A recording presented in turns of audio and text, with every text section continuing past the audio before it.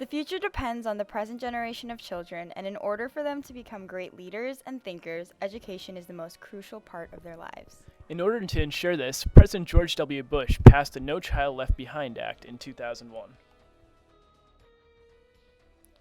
And now, a brief history of education in America.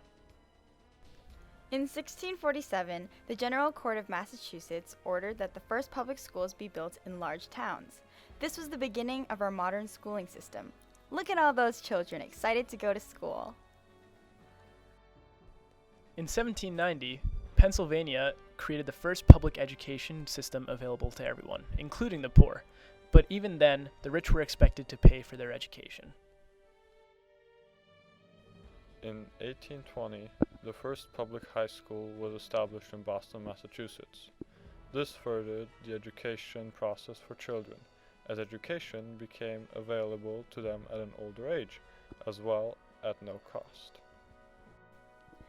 By 1932, most schools had incorporated standardized testing in their curriculum, and by 1948, the first SAT exams were administered.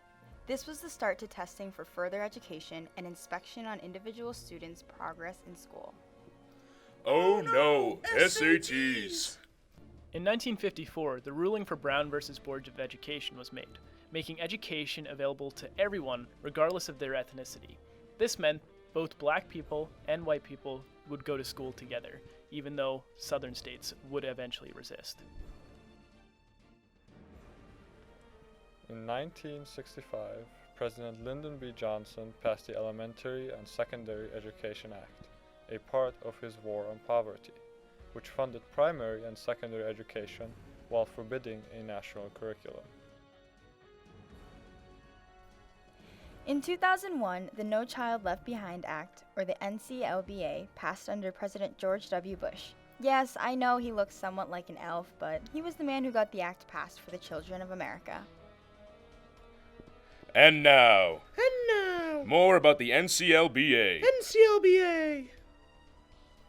Here's President Bush's campaign ad, promising better education. Beware, cheesiness is abound. Hailed as the Republican Party's best hope to win the White House.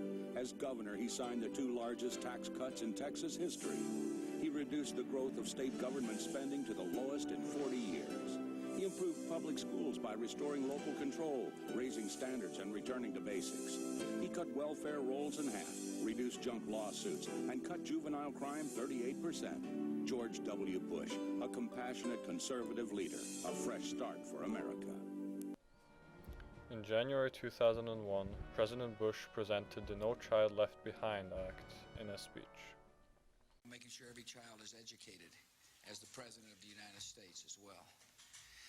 Both parties have been talking about education reform for quite a while. It's time to come together to get it done so that we can truthfully say in America, no child will be left behind. On March 22, 2001, the bill was introduced to the House of Representatives. The House then gave it to the Education and Workforces Committee for debate. This is where most of the changes to the bill were made. The bill had 84 total sponsors, and many more supporters. There were 82 Republicans, 1 Independent, and 1 Democrat that sponsored the bill. From the Education and Workforce Committee, the bill was passed on to the Judiciary Committee. However, the Judiciary Committee decided that the bill was not of their concern, also known as a discharge, and proceeded to send the bill to the House for open debate, where it passed with a vote of 384 to 45.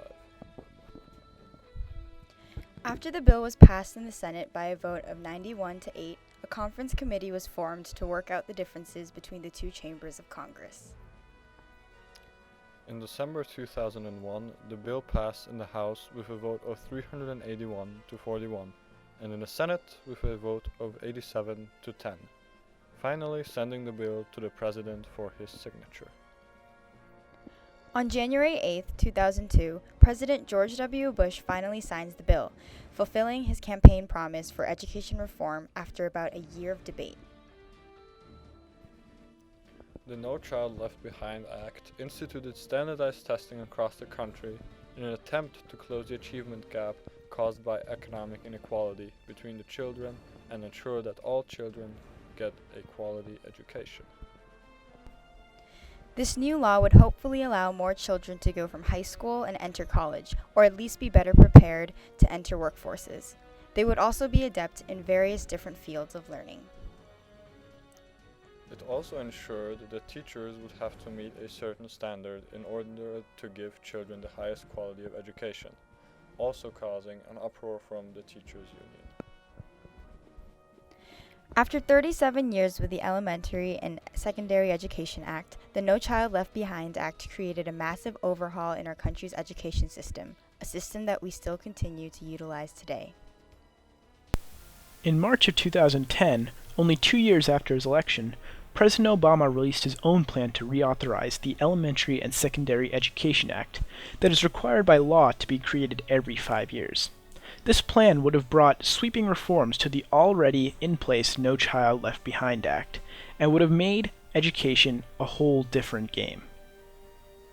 However, reforms such as state-set education standards, waivers for No Child Left Behind, and state-level accountability for students and teachers alike were not well liked by Congress, and the bill soon after died, only leaving the waivers intact.